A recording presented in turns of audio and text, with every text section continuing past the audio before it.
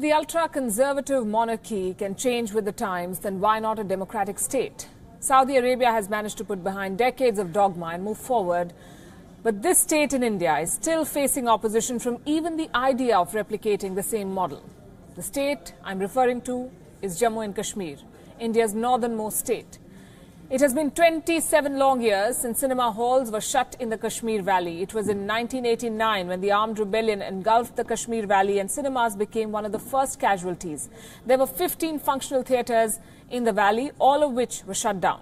This is after militant organizations issued a diktat for the closure of all cinema halls and liquor stores in the Kashmir Valley. They called them un-Islamic. The vacant cinema halls were subsequently used by security forces as lodging or interrogation centers. Some were converted into hospitals and some others were burnt to the ground. But look at the irony of the situation. The Indian film industry has always been fascinated by the Kashmir Valley. Several films have been shot there. Bollywood directors have often landed in Kashmir for its breathtaking beauty. But the people of the valley, the very same Kashmir Valley, have not been able to appreciate their picturesque state on the big screen. In 1999, 3 cinema halls, Regal, Neelam and Broadway, briefly reopened. What happened to them? With the return of the cinemas, the violence returned as well. In September that year, Regal was attacked by militants with grenades. 1 moviegoer was killed, 12 others were injured. In September 2005, the Neelam Cinema Theatre was the stage for an encounter between the police and suicide attackers. 1 militant was killed. 70 people were in the theatre at the time of the gunfight. What was meant to be a fun activity became one of the most traumatic experiences of their life. Of course, it was shutters down for theatres in Kashmir yet again. The Mehbooba Mufti government, the current government in Jammu and Kashmir, says that it is in favour of reopening cinema halls. Separatists have opposed the move. But with even countries like Saudi Arabia now changing with the times, the clamour is growing in the state to follow suit. Those in favour argue that reopening of cinema halls will give the people of Kashmir a semblance of normalcy. And that's precisely why the naysayers oppose it. They cannot let normalcy return to Kashmir. It doesn't suit their politics, it doesn't suit their agenda and their nefarious plans. So they brand cinemas as un-Islamic and continue to threaten violence if their diktats are flouted. And so Kashmir's 27-year-long blackout continues. Dark clouds over the India-China relationship have dispersed. The 73-day-long standoff in Doklam in August last year had led to much tension and bad blood. Relations hit the worst patch in 4 decades. The countries were on the brink of war. But the new year has seen new moves. New Delhi and Beijing are now making efforts to resolve differences.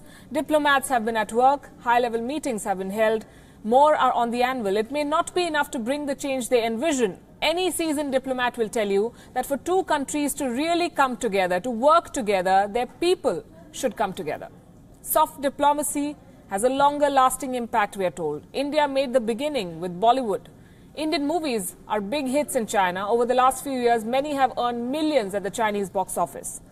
Beijing now proposes a new area of cooperation, and that is higher education. Both countries, India and China, have a young population. For trade ties to improve, businessmen from both sides must understand the practices and culture of each other. Indian students are increasingly picking Chinese universities over the traditional American or British options. In 2016, we can tell you, 18,000 Indian students were studying in China. That number should be much bigger in the years ahead, but the figures are not the same vice versa. China is yet to see India as an emerging education market. The Chinese government mouthpiece, the Global Times, that spewed threats during the Doklam standoff, is now suggesting how India and China can cooperate in the education sector. It talks about business schools in India, many ranked among the top 100 worldwide. Indian B schools are highly competitive, both in terms of cost and quality. The demand for high-end management talent is also very high in India, considering the services sector makes up for 60% of this country's economy. With a greater presence of Chinese firms in India, there will be increasing demand for Chinese management graduates who understand the Indian market. And this makes a very good case for Indian business schools to enroll Chinese students. These graduates can be assimilated into the Indian economy itself, or they can go back to their home country with a fresh perspective on India. In the long run, this could influence China's policy making vis-a-vis India. The rest, of course, has to be achieved by policymakers themselves. And the weeks ahead could see significant progress in that direction. We say that because two of India's top ministers are heading to Beijing. The defense minister and the foreign ministers will be in China next week ahead of the summit of the Shanghai Cooperation Organization, better known as the SCO. That will be in June. Bilateral differences will be discussed, of course, also areas where the two sides can build on their relationship, and this could include resuming military exercises. WION Siddhant Sibal sets the stage.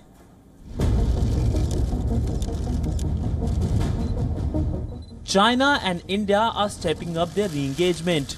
Two Indian ministers, Sushma Swaraj and Nirmala Sitharaman, will be in Beijing around the same time next week for talks with their Chinese counterparts, Foreign Minister Wang Yi and the newly appointed Defence Minister Wei Fenghe. While both the visits will lay ground for the Shanghai Cooperation Organization Summit in June, which Prime Minister Narendra Modi will take part in, there are bilateral issues to address. Swaraj is expected to convey India's concern over the China-Pakistan Economic Corridor or CPEC. Also, China continuing to block India's entry into the nuclear suppliers group.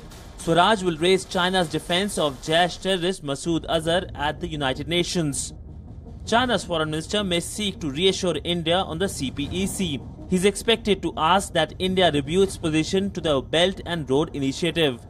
He may even make a strong case for a highway linking China, India and Nepal. The meeting of the two defense ministers promises to be interesting. China has promised resumption of bilateral military exercises that were not held last year owing to the Doklam standoff. India, China and Pakistan are also expected as SCO members to hold a joint military drill for the first time in Russia in June. These issues are expected to be fleshed out when Sitharaman and General Y meet next Tuesday in Beijing. Nobody expects a resolution of all the differences that underline India-China relationship, but both the sides understand the need to move out of the Doklam shadow and build on commonalities and restore confidence in each other. With video journalist Ankit, Siddhant Sibal, WION, New Delhi. The next big visit to China will be that of Defence Minister Nirmala Sitharaman. That's next week, and the big announcement expected is the revival of military ties between India and China. Let's first introduce you to the key characters in this episode, starting with India's National Security Advisor Ajit Doval. He's been working behind the scenes. He met China's top diplomat Yang Jiechi in Shanghai last week to lay the groundwork for high-level talks. The follow-up will come next week. On the 24th of April, India's Defence Minister, Ms. Sitharaman, will meet her Chinese counterpart, Wei Fenghe, in Beijing. The Doval-Yang meeting thrashed out the issues on the table. Yang is a member of the Politburo of the Communist Party of China. He's a very important man. He's director of the Central Foreign Affairs Committee. He reports directly to President Xi Jinping. So what he brings to the table is significant. Both Doval and Yang are on the same page on what shape India-China ties should take. Confrontation, they say, must give way to cooperation for both the Asian giants to realize their full potential and emerge as global leaders. Doval has been working to set the stage for a meeting between the heads of state as well, Prime Minister Narendra Modi of India and President Xi Jinping of China. So diplomacy has hit top gear, but what about the armies of the two countries? Are they keen on cooperation? The Indian Armed Forces are in favor of conducting exercises with the Chinese. They want a hotline between the military operations wings in New Delhi and Beijing. And as a special gesture, India is going to host PLA officers for military courses in the National Defense College. China is expected to reciprocate in Beijing's National Defense University. And these may just be the first steps. Deng Xiaoping told Rajiv Gandhi back in 1982 that the 21st century will be an Asian one only if India and China combine to make it so. Delhi and Beijing may be following his advice now. And talking about military exercises, 26 countries participated in a military drill in Saudi Arabia, which concluded this week. The list had an interesting entry, which was Qatar, the Gulf state, which has been at loggerheads with the host country, Saudi Arabia. Diplomatic ties were severed almost 12 months back. Qatar has been isolated by the bloc comprising Saudi Arabia, the UAE, Bahrain and Egypt. So its participation in this exercise sends a significant signal. Is a compromise on the horizon? Have the Arab brethren decided to bury the hatchet? In a statement, the Qatar Armed Forces said that the country's Chief of Staff, Ghanem bin Shaheen Al Ghanim, was present at the closing ceremony of this military drill. This event was also attended by Saudi King Salman and other heads of Gulf states. Qatar sent one ship with 9 officers to join this drill and had 7 other officers observing. There was no immediate comment from the Saudi Arabian government, though. Remember, Saudi Arabia, the UAE, Bahrain and Egypt have been accusing Qatar of supporting terrorism. Doha has denied all these charges, calling the boycott an attempt to impinge on its sovereignty. The US has military bases in both Qatar and some of these countries lined up against it. So it's a tough balancing act for Washington, D.C., and it is trying to mediate. Remember, it was last week that US President Donald Trump welcomed the Emir of Qatar to the White House for bilateral talks. He hailed ties between Doha and Washington as very, very important. Last month, he hosted the Saudi Crown Prince Mohammed bin Salman, and in a phone call to the Saudi King Salman, President Trump demanded that the kingdom and its Arab partners quickly end the dispute. This was confirmed by 2 American officials who were briefed on this conversation. So Qatar's participation in the military drill now may be the first step towards rapprochement. India's Prime Minister Narendra Modi is on his way to Berlin after finishing his engagements in London. He will be holding a bilateral meeting with German Chancellor Angela Merkel before returning to India. He arrives in Berlin at the invitation of the German Chancellor herself, and this would be the 3rd substantive interaction between these 2 leaders in the last 1 year itself. Leaders are expected to exchange views on regional and global issues. The Indian ambassador to Berlin spoke exclusively to WION ahead of this meeting. Prime Minister Narendra Modi is arriving in Berlin today, 20th of April, for a brief visit at the invitation of Chancellor Angela Merkel. The visit will provide an opportunity for both leaders to consult and have an exchange of views on matters of mutual interest, right at the beginning of Chancellor Merkel's new term in office. This will in fact be the 3rd substantive interaction between Prime Minister Modi and Chancellor Merkel in the past 1 year. As you know, India and Germany are, as 2 strong democracies, share common values and believe in an international order based on the rule of law. The 2 countries... Earlier today, the Prime Minister of India held discussions with the heads of other Commonwealth countries as part of the leaders' retreat in London. They met without aides, without any agenda for the closed-door meeting. The leaders were expected to issue a joint statement on conclusion of this summit. Meanwhile, a day after Queen Elizabeth bagged her son for the post, Prince Charles has been approved as the next head of the Commonwealth. The 69-year-old takes over from the Queen, who is 92 and wants someone younger, relatively, to take over from her. Leaders of 46 of the 53 Commonwealth countries who attended this summit approved Prince Charles as the group's leader. He will be only the 3rd head of the Commonwealth. Queen Elizabeth has been heading this group since her father, King George VI, died in 1952. ISRO had better watch out. Competition in the satellite launch business is hotting up. SpaceX is leading the heavy payloads launch market, where there is good money to be made. Other competitors are also muscling in. But is Russia pulling out because of India? Take a look at this report. 5, 4, 3, 2, 1, 0. India may be in for a bit of competition in the space launch business, despite offering some of the lowest prices in the world and despite the proven success of the workhorse PSLV or Polar Satellite Launch Vehicle. The churn in the space launch business has been evident for some time with the entry of SpaceX and others. But a report from Moscow has lent a new edge to it. Russia is mulling pulling out of the space launch business completely, leaving it to private operators.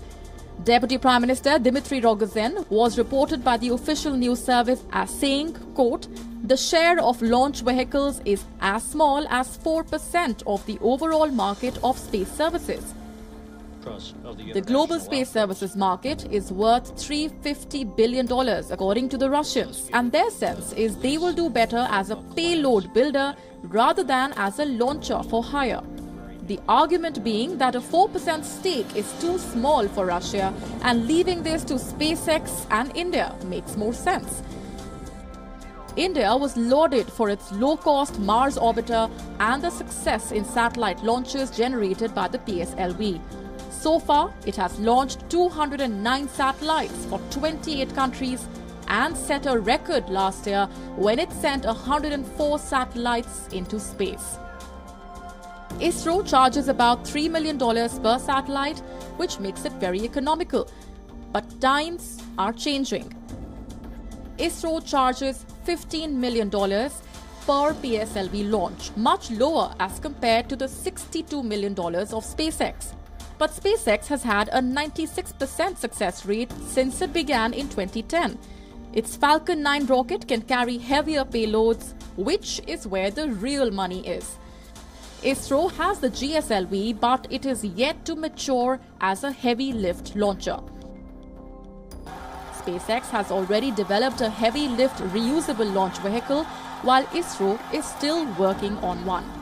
American startup Leo Aerospace plans to use high-altitude balloons to launch rockets into suborbital and orbital flights. It will give priority to microsatellite developers, many of whom have to wait months to get a berth on a rocket. The competition is out there. Bureau Report, WION. France has been rocked by protests since the national railway workers went on strike to contest reforms proposed by President Emmanuel Macron. But what started with the railway workers is now spreading to the rest of the country. Air France workers, teachers, students and other public servants have joined protests across the country to say no to reforms that they believe will jeopardize their rights, from labour to immigration, education and pay regulation. From Calais to Paris to Lyon and Marseille, the CGT, or French Labour Confederation, France's oldest and largest union, called for the convergence of struggles across the embattled European nation this week.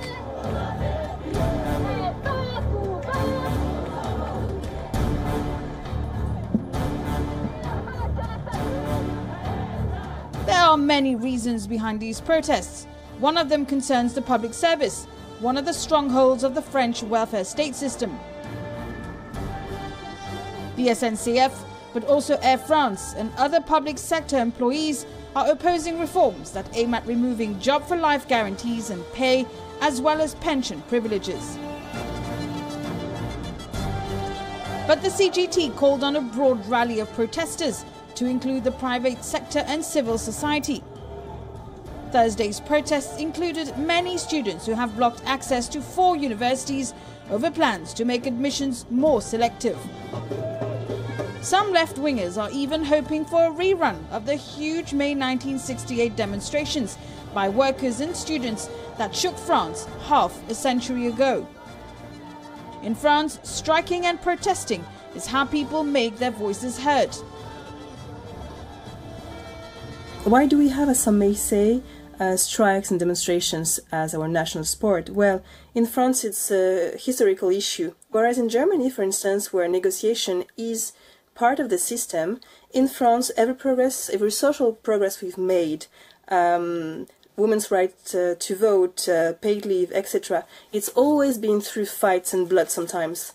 And our governments speak of democracy, but once they're elected, it becomes representative democracy, which means that we lose our voice, you know, and the only way we have, to get any say in the reforms that are taking place is to get on the street.